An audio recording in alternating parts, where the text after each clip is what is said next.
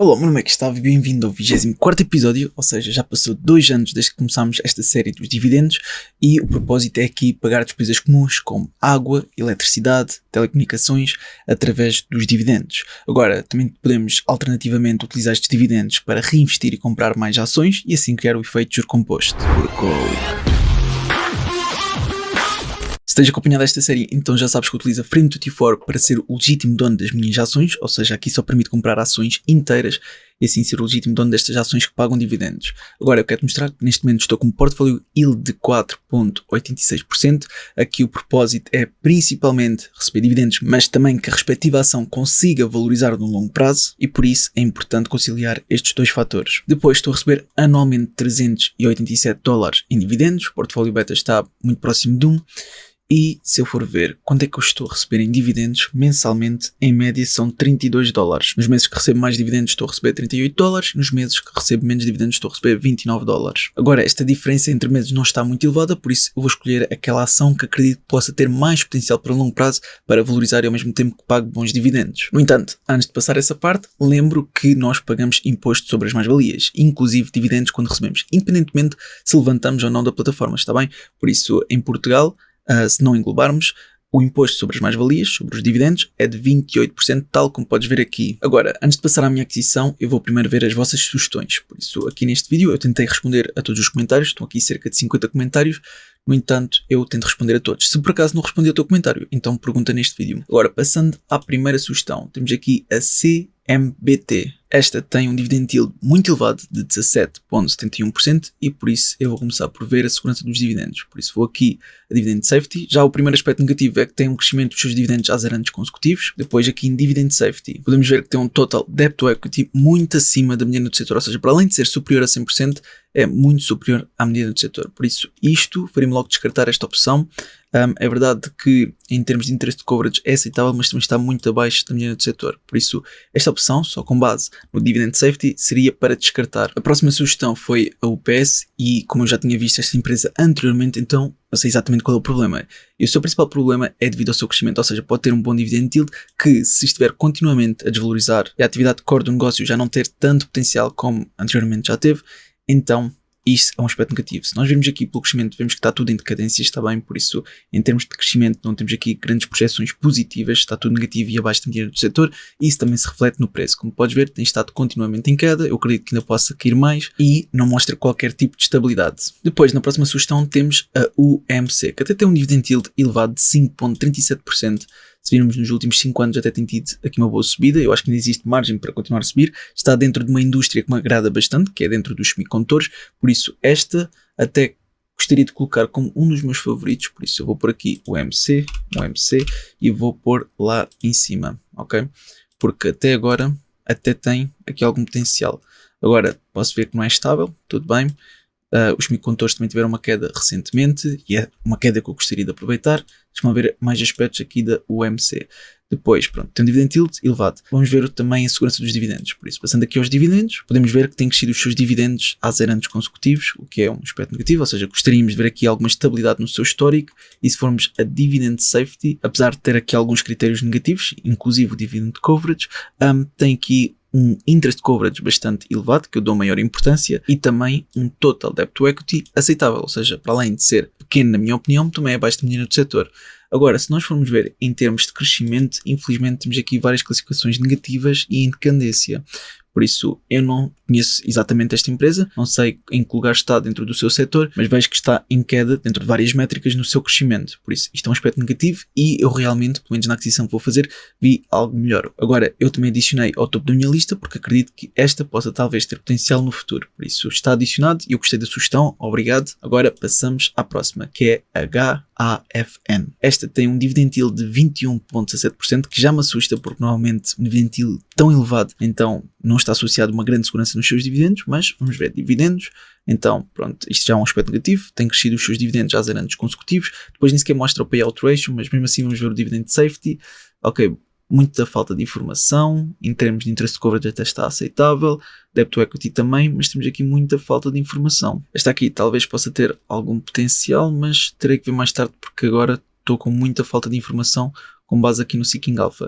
No último ano até tem tido uma boa subida, nos últimos 5 anos já aqui novamente falta de informação, ou seja, só temos aqui dados a partir de janeiro de 2022. Talvez seja por estar recentemente cotado em bolsa, por isso terei que ver melhor depois esta ação, mas mesmo assim vou adicionar HAFN. HAFN, aqui está, na bolsa de New York Stock Exchange, e também vou colocar como uma, sim, exatamente, temos aqui dados apenas a partir de 2022, por isso deve ser isso, deve estar muito recentemente cotado em bolsa e pronto, existe aqui mais algum risco associado porque não temos dados suficientes para fazer uma boa avaliação. Eu, pelo menos, segundo o meu estudo, é um pouco arriscado porque eu gostaria de ter mais dados. Pronto, passamos então à próxima. E a próxima é aqui a Allianz. Tem um dividend yield de 4,68%, tem crescido bastante até no último ano, deixa-me cá ver nos últimos 5 e 10 anos. Ok, por isso está praticamente em máximos históricos, pelo menos com base neste espaço temporal, está bem? Por isso para mim é um aspecto negativo porque eu normalmente gosto de investir em ações que já tiveram anteriormente uma queda e depois a sua recuperação ainda possa ser superior de forma a ultrapassar os máximos absolutos e continuar a crescer, ok? Aqui já estando nos máximos absolutos não é a mesma coisa que tivesse, por exemplo, no nível de suporte nos 95, por exemplo. Pronto. De qualquer modo, não é por estar nos máximos absolutos que não pode continuar a crescer, porque pode perfeitamente continuar a crescer. Depois, em termos de segurança dos dividendos, vamos lá ver, só tem crescido há 2 anos consecutivos os seus dividendos, paga anualmente, ok? Dividend safety, e aqui podemos ver que tem um interest de coverage até bastante elevado e um total debt to equity até bastante aceitável. Por isso, a Allianz vai ser outra que terei que ver mais tarde. Vou colocar aqui, adicionar e agora arrastar para cima. Muito bem, obrigado pelas vossas sugestões. Então, deixa-me cá ver aqui. Tal como podes ver, não está em máximos absolutos, mas realmente parece estar em valores muito elevados. É uma questão de depois ver mais tarde. Obrigado mais uma vez pela sugestão e passamos para a próxima. Por isso temos aqui a AGCO Corporation, que tem um dividend yield de 4,0%. Em termos de dividendos, vamos ver a sua segurança. Interest de coverage de 14,61%, que é superior à mediana do setor. Em termos de debt to equity, não chega a 100%, mas é um pouco acima da mediana do setor. Isto até seria aceitável se não fosse o seu crescimento, que tal como podemos ver aqui, está em declínio, ok? Por isso temos aqui várias métricas relativamente ao crescimento que estão negativas. A única que está mais ou menos, na minha opinião, é o crescimento do cash flow operacional, está bem? Year over year, mas mesmo assim nada de impressionante. Por isso esta também descartaria. Depois temos o Rio Tinto, tem um dividend yield de 6,88%, que até é bastante elevado. No último ano tem tido aqui uma queda de 2,86%. Nos últimos 5 anos apenas valorizou aproximadamente cerca de 18%. E nos últimos 10 anos apenas aproximadamente cerca de 25%, o que não é nada de surpreendente. Depois vamos ver a segurança dos dividendos, por isso procurar aqui, tem crescido apenas há um ano consecutivo e se formos ver em dividend safety, podemos ver que em termos de interest coverage está até bastante aceitável, acima da mediana do setor, e em termos de debt to equity apenas de 25% abaixo da mediana do setor. Por isso aqui eles têm vários aspectos positivos, não são todos, mas têm vários. Em termos de crescimento também não estão assim tão maus, ok? Por isso, em termos de crescimento do EBIT, apesar de ser inferior à mediana do setor, ainda consegue ser aceitável. Por isso, o que me resta fazer é ver aqui o gráfico. Então procurar aqui por Rio, vamos ver se tem tido aqui uma boa subida ou queda e tal como podemos ver é uma ação instável, exatamente, é uma ação bastante instável, neste momento não parece estar até muito elevada e parece já estar a mostrar aqui alguma recuperação, por isso esta também vou colocar aqui como o top 4, ok, pelo menos das vossas sugestões, para depois ver mais tarde. Por isso agradeço mais uma vez e agora passamos à seguinte, que é a CVS. Por isso esta tem um dividend yield de 4,56% em termos de dividendos. Vamos lá ver, tem crescido os seus dividendos apenas há 2 anos consecutivos e se olharmos para o dividend safety, podemos ver que em termos de interest coverage está até acima daquilo que eu considero aceitável, mas abaixo da mediana do setor. Se formos ver em termos de debt to equity, está muito acima da mediana do setor e acima de 100%. Por isso, esta, só com base nestes critérios, eu vou descartar. Assim sendo, eu estive a ver aqui com base no Dividend Stock Cash, no calendário de dividendos, qual poderia ser a mais indicada dentro do meu perfil. Assim sendo, eu procurei por Dividend Yield, que tivesse um pagamento, pelo menos trimestral, um Dividend Yield superior a 3%. Aqui não é algo obrigatório, mas preferencialmente gostaria que fosse superior a 3% e que o ex-dividend date fosse no próximo mês. Assim sendo, eu estive a ver aqui várias empresas que têm um Dividend Yield até bastante elevado, mas não é por ter um Dividend Yield elevado que realmente é uma boa aquisição, porque realmente pode pagar bons dividendos que se estiver continuamente a cair, então nós podemos acabar até por perder dinheiro. Por isso temos de ter bastante cuidado com isso e assim sendo, eu vi aqui outros sites, outras fontes. Vi dentro dos dividendos aristocratas, mas isso já tenho dentro do meu ficheiro Excel, aliás, no meu Google Spreadsheet, aqui os dividendos aristocratas, ok? E aqui também os Dividend King. E o que são as empresas Dividend King? São empresas que têm pago e crescido os seus dividendos há pelo menos 50 anos consecutivos. E os dividendos aristocratas é que têm pago e crescido os seus dividendos há pelo menos 25 anos consecutivos, mas que também façam parte do S&P 500, está bem? Por isso eu tive em conta tudo isso, tive aqui em conta toda esta minha lista e também vi aqui dentro do top quanto dividend stocks. Agora, algo que eu decidi fazer neste episódio, visto que houve uma grande queda por parte da indústria dos semicondutores recentemente, então eu fui procurar aqui dentro do top semicondutores, mas classificado por dividend yield, ou seja, de maior para menor. Aqui aparece como primeiro a Broadcom, com 12,41%, mas isto aqui é um erro, porque se nós procurarmos, por exemplo, aqui no Seeking Alpha, procurarmos por Broadcom, conseguimos ver que, na verdade, o seu dividend yield é apenas de, deixa-me só ver aqui na página, 1,29%. Por isso, eu acredito que eles tenham aqui enganado. Se calhar queriam pôr aqui 1,241%, não sei. Mas de qualquer forma não é este dividend yield, está bem? Por isso, eu estive a ver aqui várias e uma que se destacou foi por acaso a Microchip, que está aqui. No entanto, apesar de ter um dividend yield de 2,36%, que é abaixo dos 3% que eu procuro, eu realmente encontrei uma que poderá ter um maior potencial de valorização, mas infelizmente tem um dividend yield inferior a este, que também está aqui na classificação, mas está aqui um pouco mais abaixo, que é a Qualcomm. Aqui diz que tem 1,95%, mas na verdade tem um bocadinho mais do que isto, que neste momento tem, na verdade, 2,04%, porque a mesma teve uma grande queda recentemente e neste momento está muito próximo do SMA e tem aqui algumas probabilidades de recuperar e algum dia chegar aos seus máximos no futuro. Por isso, eu acredito que esta até tenha bastante potencial de valorização no longo prazo e se algum dia chegar aos seus máximos, penso que seja absolutos recentes, então estamos a ver aqui uma possível valorização de aproximadamente 36%. Eu não tenho certeza se isto são mesmo os máximos absolutos históricos, mas pelo menos dentro deste espaço temporal, sim, estes aqui são os máximos. Por isso, em termos de FMO System, já temos aqui alguns sinais positivos que poderá começar a recuperar. Em termos de Super RSI, não nos está a dar aqui um sinal de compra, ok? Dizem que não está demasiado vendido neste momento. Talvez tivessem dado quando chegou a tocar pela primeira vez aqui no SMMA, agora parece que está mais a consolidar e talvez a começar a mostrar sinais que poderá começar a subir a partir daqui. Em termos de Simple Moving Average, tenho que aproximar para ver melhor. Tal como podes ver, estas duas linhas amarelas cruzaram, sendo que a amarela mais clara ficou por cima. E por isso tu já conheces este indicador, que é o Simple Moving Average com inputs de curto prazo. Sabes que agora poderá começar a subir se continuar com esta tendência, mas vamos ver aqui uma pequena resistência nestes valores, está bem? Por isso eu gostaria realmente que conseguisse romper. Isto talvez só aconteça quando as linhas do Exponential Moving Average se cruzarem, que ainda não aconteceu, ok? Ainda tenderá para acontecer num futuro próximo, espero eu. No Seeking Alpha já vimos que tem um dividend yield de 2,04% e vendo mais detalhadamente os dividendos, conseguimos observar que tem crescido os seus dividendos há 20 anos consecutivos, a um ritmo, pelo menos nos últimos 5 anos, de 5,88%, que até acho que é relativamente elevado. Aliás, se nós virmos aqui Dividend Growth, acho que as classificações até estão positivas, pelo menos maioritariamente positivas. Depois, se formos ver o Dividend Safety, conseguimos observar que, na verdade, em termos de Interest Coverage, é bastante superior à medida do setor, por isso aqui é muito aceitável. E em termos de Debt to Equity, apesar de achar aceitável, é um pouco acima da mediana do setor. Depois, em termos de avaliação, temos vários aspectos positivos em termos de Price to Earnings Ratio, Enterprise Value, pelo menos to EBITDA e EBIT, e como aspectos mais negativos, provavelmente o price seja to sales ou to book, menos comparativamente à mediana do setor e com base nos dados do Seeking Alpha. Em termos de crescimento dos rendimentos, EBIT e EBITDA estão abaixo da mediana do setor. Por isso, em termos de aspectos positivos, temos apenas o crescimento do cash flow operacional, que está muito superior à mediana do setor, e também o crescimento do working capital, porque mesmo em termos do crescimento do return on equity, está inferior à mediana do setor. Agora, vamos ver se esta empresa é realmente lucrativa, e podemos ver que até é bastante lucrativa. Por isso, em termos de margem do resultado bruto, está acima da mediana do setor, mas a diferença também não é muito elevada. Mas se virmos em termos de margem do resultado líquido, percentualmente, a diferença é muito grande, ok? Por isso está muito acima da mediana do setor. Se virmos em termos de EBITDA e EBIT, também está acima da mediana do setor, e se virmos em termos de return on equity, return on capital e return on assets, também está bastante acima da mediana do setor percentualmente. Mas pronto, mesmo que o crescimento e a avaliação não sejam os pontos mais fortes desta empresa, acredito só devido ao facto de onde esta empresa está atualmente e onde se insere, ok?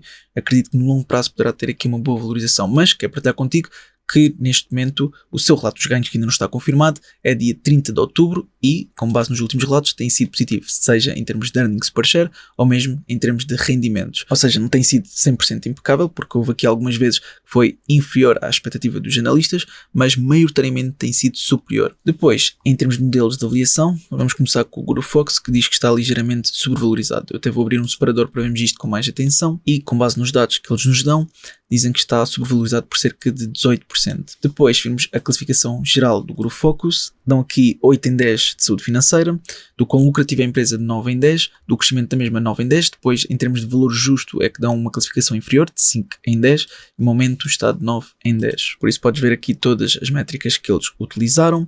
E agora vamos dissecar tanto a demonstração de resultados como a demonstração da posição financeira. Por isso, na demonstração de resultados, podemos ver aqui rendimentos de aproximadamente 36 mil milhões após deduzir todos os custos operacionais, financiamento, etc. e impostos, como é óbvio. Temos aqui um resultado líquido de aproximadamente 7 mil milhões, que é sensivelmente 20% de todos os seus rendimentos, o que não é nada mau. Mas claro que tu, se quiseres, poderás ir às demonstrações financeiras oficiais da empresa e ver mais detalhadamente cada rúbrica na demonstração de resultados. Depois, na demonstração da posição financeira, conseguimos ver que entre os capitais próprios e passivos tem maioritariamente passivos. A diferença não é muita, mas quase 60% são passivos e os outros 40% capitais próprios, ok? Isto dentro dos ativos. Está bem? Porque uma parte tem que ser passivos, outra parte capitais próprios. Sabes qual é a fórmula fundamental da contabilidade? Então, já sabes como funciona. Ativos é igual a passivos mais capitais próprios. Depois, passando aqui ao Finbox, podemos ver que utilizando o Discounted Cash Flow, According Growth Exit nos últimos 5 anos, tem uma possível valorização de 6,7%, que não é elevado. Se utilizarmos outro modelo, agora os múltiples com base no Enterprise Value to EBIT, uma valorização praticamente no break-even de 0,50%. Estas são as empresas comparáveis, ok? Só para o teu conhecimento. Se virmos com base nos múltiples, mas com base no Price to Earnings Ratio, então uma possível valorização de 8,7%. E se utilizarmos o DDM, o Dividend Discount Model, Stable Growth, vemos uma possível valorização de 13%. Por isso, aquilo que supostamente mais nos interessa, porque esta série é para dividendos, onde vemos aqui uma maior valorização, pelo menos com base neste modelo. Depois, passando ao Simple Wall Street, eles aqui não indicam qualquer aspecto negativo, no entanto, vamos ver mais detalhadamente o que eles nos dizem. Por isso, dizem que está subvalorizado por 38%, sendo que se olharmos para a calculadora, isto quer dizer que a possível valorização é de aproximadamente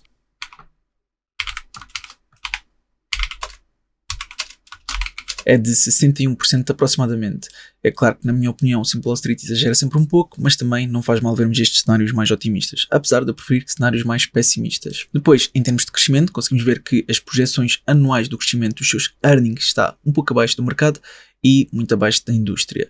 Se virmos em termos de projeções do crescimento anual dos seus rendimentos, conseguimos ver que está mais ou menos de encontro ao mercado, mas abaixo da indústria. Por isso, mesmo em termos de crescimento, gostaríamos de ver a empresa numa melhor posição. Em termos de saúde financeira, conseguimos ver que tem ativos correntes superiores aos passivos correntes e ativos não correntes superiores aos passivos não correntes, sendo que os ativos correntes são de facto superiores aos passivos não correntes, que é um aspecto positivo. Depois, eles já tiveram aqui um debt to equity bastante elevado, ou seja, acho que a pior altura foi aqui em 2018, 30 de setembro de 2018, que o debt to equity era de 2000 e tal %, sendo que eles conseguiram dar a volta à situação a partir mais ou menos de 26 de junho de 2022 e agora está nos cerca de 59%, o que não é nada mau. Depois vamos ver vendas por parte dos insiders e conseguimos ver que de facto houve bastantes vendas por parte dos insiders. Isto por um lado pode ser algo positivo, porque se eles estão a ajudar-nos que o preço deixa e a empresa de facto tem potencial para longo prazo, então conseguimos adquirir por um preço inferior, mas por outro lado também pode significar que algo mau pode estar por acontecer ou por ser relatado e por isso estes são os primeiros a saírem e quiseram despachar as suas ações. Por isso existem estes dois cenários e deves entender se esta empresa é indicada ou não para o teu perfil, ok?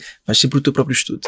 Depois, aqui no Stock Rover, mostra que existe uma margem de segurança de 29%, sendo que o Value Score é de 75%, Growth Score de 83%, Quality Score de 97% e Sentimento de 93%, sendo que é praticamente um buy, ou seja, não está mais virado para um strong buy nem para um hold, é exatamente no meio do buy. Depois, vendo vários cenários, temos o cenário base, que diz que está sobrevalorizado por 1% com base no Alpha Spread, no melhor cenário está subvalorizado por 34%, no pior cenário está sobrevalorizado por 28%. Depois, para terminar, temos aqui o Market Beat, que eles alteraram um pouco isto, mas mostra que, com base na classificação de analistas, é uma compra moderada, isto porque 14 classificaram como compra, 10 classificaram como hold e apenas 1 classificou como vender, como sell. Depois, em termos de crescimento dos seus earnings, o crescimento expectável é aqui aproximadamente 10%, por isso não é nada de surpreendente. Por isso, antes de passar à minha aquisição, que é primeiro partilhar que a Frame24 está com esta campanha em vigor, onde podemos ganhar até 20 ações dependendo do montante que depositamos. Agora, esta promoção é apenas válida para contas que foram criadas entre 1 de junho até 31 de outubro, por isso quem criar agora ainda vai a tempo. Pronto, vamos passar à aquisição, e a aquisição, deixa-me só ver novamente o ticker aqui é QCOM, por isso eu vou procurar por QCOM aqui, QCOM. Aqui está. Infelizmente tem um dividend yield que eu considero baixo, mas tendo em conta a possível valorização, ok, para longo prazo que esta empresa pode ter, que eu acredito que seja uma empresa futurística, então eu acredito que vale a pena. Pelo menos para mim, para o meu perfil de investidor, tu deverás sempre fazer o teu próprio estudo. Por isso, vou aqui adquirir. Eu, neste caso, nesta série, eu adquiro cerca de $300, por isso são praticamente 2 ações destas. Assim sendo, deixa-me ver qual é o meu saldo neste momento. Só para teres uma noção, eu neste momento estou a lucrar $860 só nesta conta de dividendos. Por isso, para além de eu receber dividendos, também estou a lucrar bastante com esta série. Assim sendo, procurar por QCOM. Sim, está aqui. Cada uma está a valer de 167.41. Eu quero 2, por isso aproximadamente 334.88. Colocar ordem de mercado. Isto está o valor de mercado. E confirmar compra.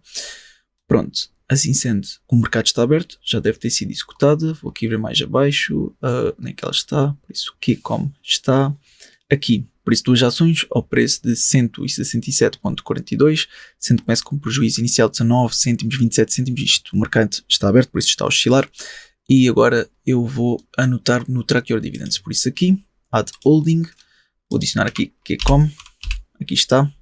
QCOM, 2 ações, novamente confirmar 167.42, por isso 167, não 168, é 167,42. Pronto, Add Holding, e agora repara que o portfólio Yield desceu para 4,75%, está bem? Entretanto, o portfólio Beta aumentou para 1 e anualmente estou a receber quase $400, por isso o objetivo aqui será no próximo episódio tentar aumentar para que consiga receber mais dividendos. No entanto, eu acho que esta aquisição foi a melhor possível para o meu perfil, porque a indústria dos semicondutores teve aqui uma grande queda e eu quis aproveitar a possível valorização que pode ter no longo prazo, sendo que até que não paga maus dividendos, ok? 2% para mim é um dividend yield baixo, mas mesmo assim não é mau de todo. Por isso, eu espero que este vídeo tenha sido útil. Se foi, não te esqueças de colocar um gosto para apoiar e até uma próxima.